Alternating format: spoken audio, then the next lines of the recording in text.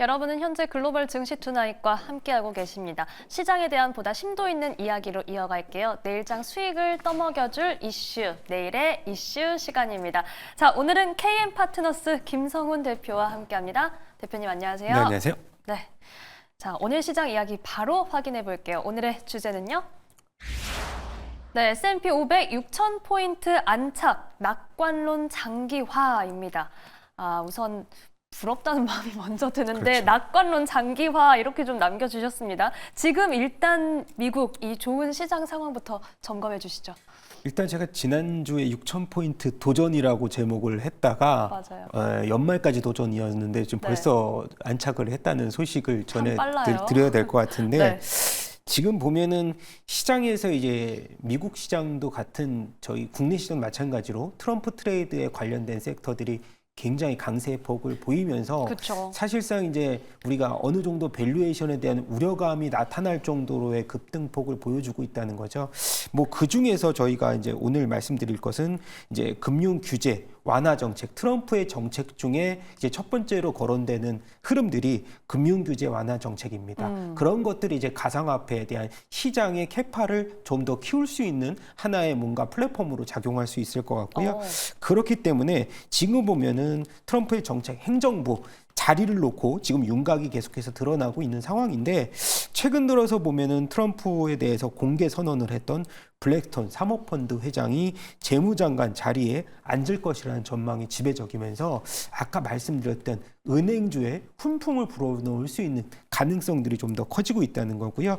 최근 들어서 뭐 JP모건이라든지 뱅크 오브 아메리카 그리고 웰스파고 이렇게 전 세계적으로 좀 중요한 은행주들이 보다 관대한 바젤3 최종 규칙의 혜택을 받을 것이라는 기대감이 굉장히 큰데 바젤3 최종 규칙이라는 것은 과거에 이제 우리가 금융위기 때 자본 이제 세계 자본에 대한 건전성을 위해서 만든 은행들의 자기 자본 기준에 대해서 강화 정책을 내놓은 것이 있는데 내년 정도에 이제 정책적으로 발의가 되는데 상대적으로 이 자기 자본의 재무 건전성이 좀 좋은 미국의 은행주들이 상대적으로 수익을 받을 것이라는 기대감이 굉장히 지배적이고요. 그리고 레드 수익 같은 경우에 더 많은 재정 정책, 재정 부양책을 제공을 하면서 미국의 장기 금리 상승을 이제 이끌 수 있다. 그렇기 때문에 오히려 인플레이션 강화 때문에 금리 상승의 수혜를 받을 수 있는 은행주들이 추가적으로 내년도에도 부각을 받을 것이 아니냐라고 하면서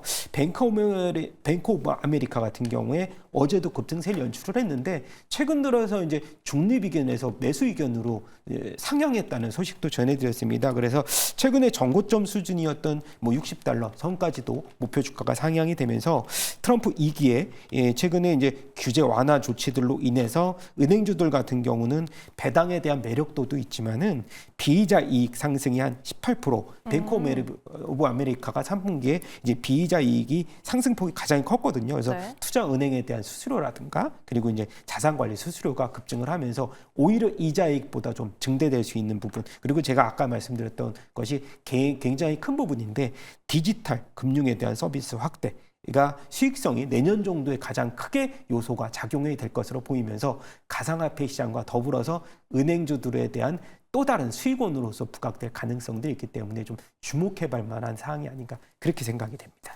네, 이렇게 은행주에 대한 긍정적인 전망과 그리고 가상화폐에 대한 이야기도 잠깐 해주셨는데요. 이에 대해서도 잠시 후에 자세히 여쭤보겠습니다. 네. 자, 그 밖에도 저희가 지금 트럼프 시즌2를 맞이하면은 좀 주목해야 할 섹터가 있잖아요. 네. 네. 일단은 건설주 얘기를 또 하나 해야 되겠는데 네.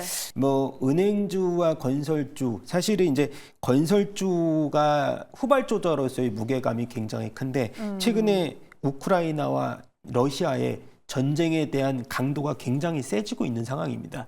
그의 내막을 좀 살펴보면 트럼프 당선 이후에 정책적으로 트럼프가 하나 우리가 그 전쟁 관련돼서 약속한 공약이 있습니다.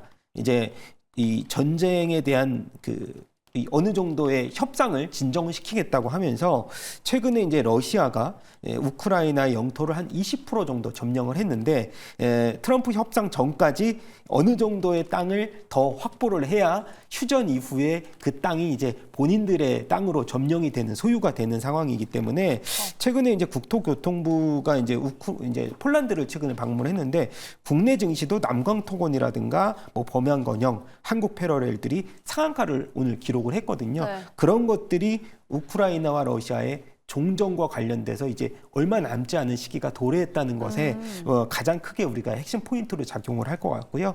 건설주 같은 경우에 미국의 캐터필러를 중심으로 재건의 흐름들을 우리가 지켜봤을 때는 지금 이제 뭐 건설주 관련돼서는 캐터필러가 가장 큰 수혜를 받을 것이다. 이렇게 지금 시장에서 지금 나오고 있는데 사실 이제 캐터필러 실적 발표를 했는데요. 컨센서스를 약 1.4억 달러를 소폭 하회를 하면서 주가가 이제 최고점에서 최근 들어서 좀 조정폭을 일정 부분 보이고 있지만은 캐터필러 같은 경우는 세계 최대의 건설 장비 제조업체죠. 그래서 최근에 들어서면은 미국의 우선주에 따라서 리쇼어링 관련돼서 기업들이 이전하는 기업들이 많아지면은 캐터필러의 수익이 가장 크게 극대화될 것이라는 기대감도 굉장히 크고요.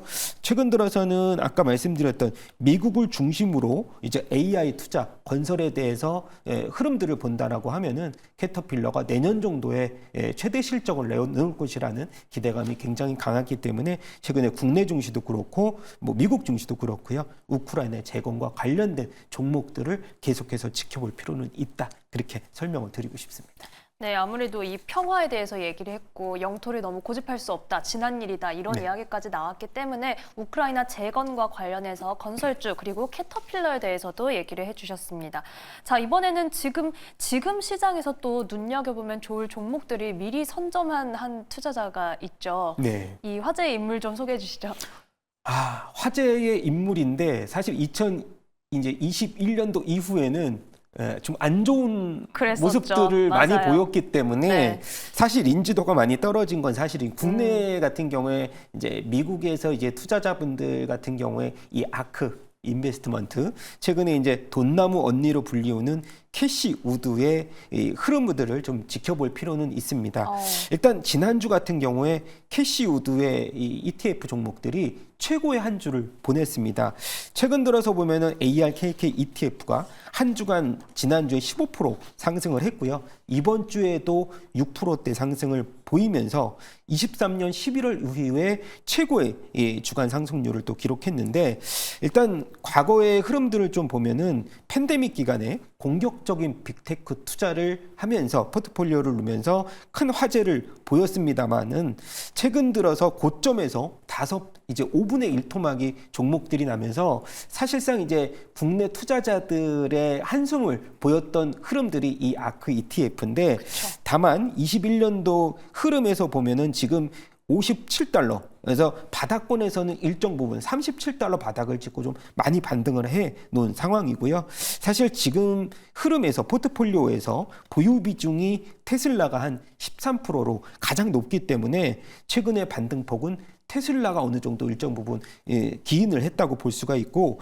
또 ETF 쪽에서 우리가 혁신 ETF이기 때문에 종목들을 좀 살펴보면은 최근에 반등을 했던 비트코인에 포함된 코인베이스라든지 아니면은 이제 국방부에서 우리가 그 보안 소프트웨어 매출이 약 40% 비중이 있는 팔란티어가 지금 바닥에서 한 6배 정도 반등을 주면서 이러한 혁신 기업들의 반등폭, 뭐 로빈후드도 있고요. 그래서 트럼프 정부에서는 사실 이제 아까 금융에 관련된 규제가 좀 완화가 될 것으로 보이면서 최고 혜택을 보일 만한 쪽이 이렇게 좀 중소형주 쪽에서의 반등폭 그리고 이제 인공지능 AI 관련돼서 사실 유니콘 기업들이 어느 정도 금리 인하 수준에서는 조달 비용에 대한 부담감이 좀 줄어들면서 사실 최근 들어서 우리가 중소형주 보면은 바닥권에서 큰 폭의 상승폭을 기록한 종목들이 굉장히 많은데 아크 쪽으로 우리가 방향성을 좀 보자면은 ARKQ라고 해서 자율주행 ETF라든가 로봇공학 그리고 우주항공과 관련된 ETF 최근 들어 상장을 했죠. 몇 년 이제 됐지만은 가장 최근에 상장한 게 우주항공 ETF인데 이런 쪽으로서 우리가 또 선별적으로 관심을 한번 지켜보는 흐름도 계속해서 뭐 팔로잉을 해주시기 바라겠습니다. ARKQ라고 네. 말씀해 주셨죠. 네, 네, 네. 티커명은 ARKQ라는 ETF도 말씀을 해주셨고 이 돈나무 언니가 과연 부활을 할 수 있을지 종목들을 들어보니까 정말 요즘 핫한 것들을 다 들고 있구나 이런 맞습니다. 생각이 좀 들기는 하는데요. 이 안에서 지금 코인베이스 이야기도 나왔습니다. 요즘 뭐 테슬라만큼이나 강한 모습 보여주고 있는데 이 코인베이스 그리고 가상자산과 관련된 이야기도 해볼게요. 비트코인도 너무나 뜨겁고 정말 얼마나 더 강해지려나 싶기도 하거든요. 이게 보니까 최근에 비트코인 포모 현상이라 그래서 맞아요. 비트코인을 갖고 있지 않은 분들은 상대적 박탈감이 굉장히 강합니다. 네.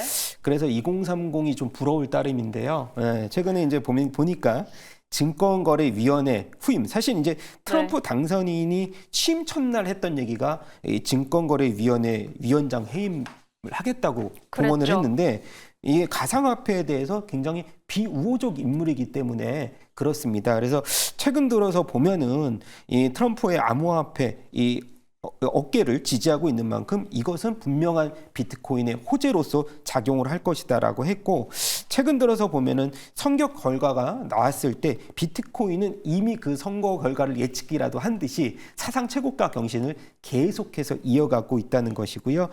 트럼프가 선거 기간 동안에 사실 했던 말은 미국을 지구의 암호화폐 수도로 만들겠다고 했는데 이런 부분 국가적으로 비트코인을 비축하겠다고 약속을 했기 때문에 사실 이제 우리가 트럼프 2기의 재임 이후에도 비트코인에 대한 상승을 예측하는 분들이 굉장히 많았었고요.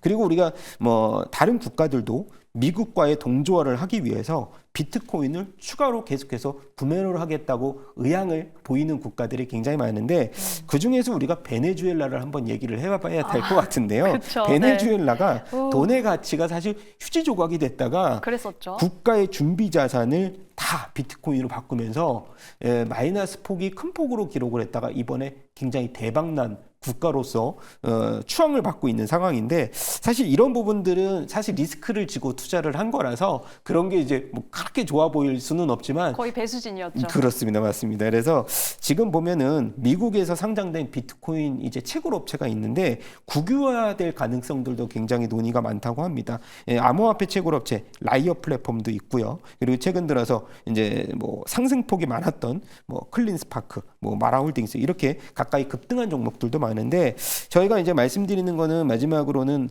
비트코인 ETF에 뭉치는 뭉칫돈들이 굉장히 많은데 개별적인 종목보다는 ETF의 투자 방법론도 굉장히 좀 좋다. 그래서 연말에 뭐 10만 달러 얘기도 있지만은 뭐 달성 가능한 이제 어느 정도 이제 8만 8천 달러에서 얼마 남지 않았거든요.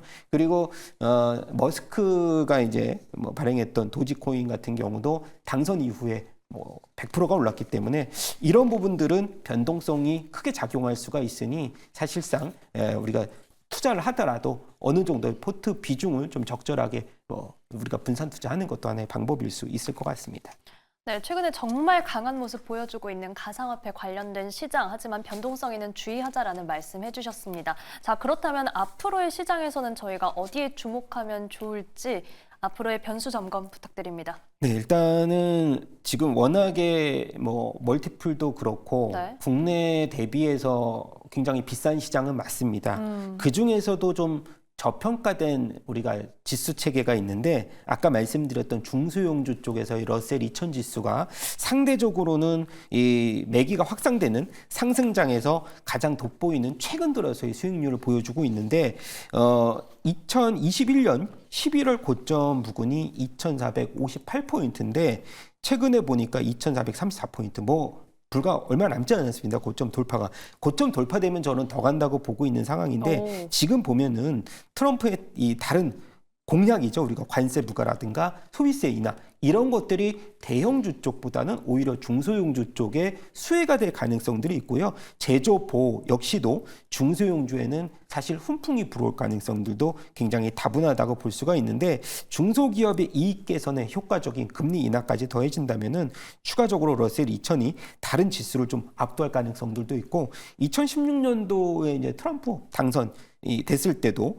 그때 이제 12월 달에도 러셀 2000 지수가 지수 중에는 상승률을 1위를 할 정도로 상승세가 좀 가파랐던 걸로 보이는데 네. 그렇다면 러셀 2000에 어떻게 이제 우리가 투자를 해야 될까를 봤더니 ETF, iShares 러셀 2000이라고 티커가 IWM입니다. 그래서 이런 쪽으로도 우리가 투자의 방향성도 한번 지켜볼 만한 상황이고요. 오히려 매그니피센트 대형주들이 올해 들어서 주가 상승폭이 워낙에 컸기 때문에 뭐 상대적으로 본다면은 부담감이 좀 덜한 러셀 2000도 최근 들어서 좀 지켜볼 만한 타이밍이 아닌가 보고 있는 상황이라서 빅테크만 포트폴리오 구성하기보다는 포트폴리오 다변화 측면으로 우리가 한번 지켜보자 그렇게 말씀을 드리고 싶습니다. 네, 포트폴리오 다변화 측면에서 이 중소형주로 구성된 러셀 2000 지수에 대해서도 얘기를 해주셨습니다.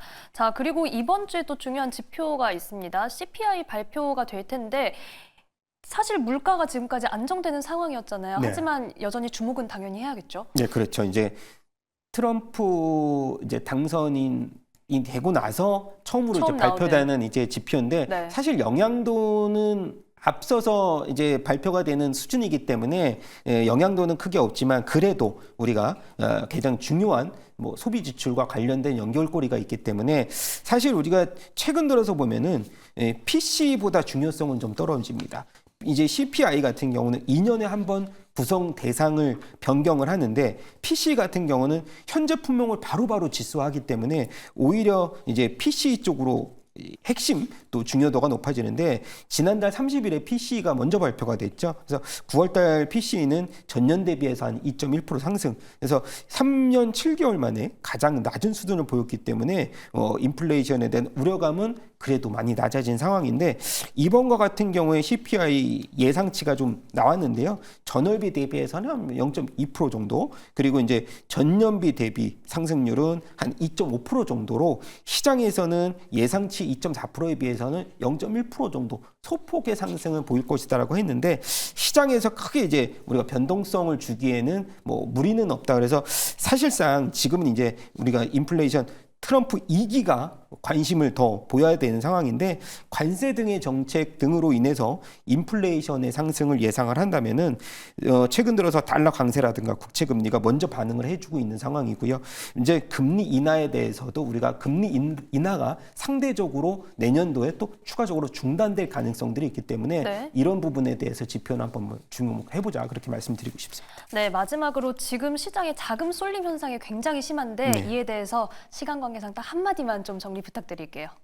일단 국내 시장의 투자자들이 아까 말씀드렸던 가상화폐라든가 미국 관련된 주식 투자 사실 과거에 대비해서 증권회사에서 편하게 투자를 할 수 있기 때문에 미국 주식을 네. 상대적으로 이 쏠림 현상이 단기간에 끝나기는 어렵다라고 말씀드리고 싶습니다. 네, 이렇게 지금 자금 쏠림 현상에 대해서도 전망을 해주셨으니까요. 이 부분도 참고해 보시기 바랍니다. 오늘 말씀 여기까지 드릴게요. 지금까지 KM 파트너스 김성훈 대표와 함께했습니다. 고맙습니다. 감사합니다.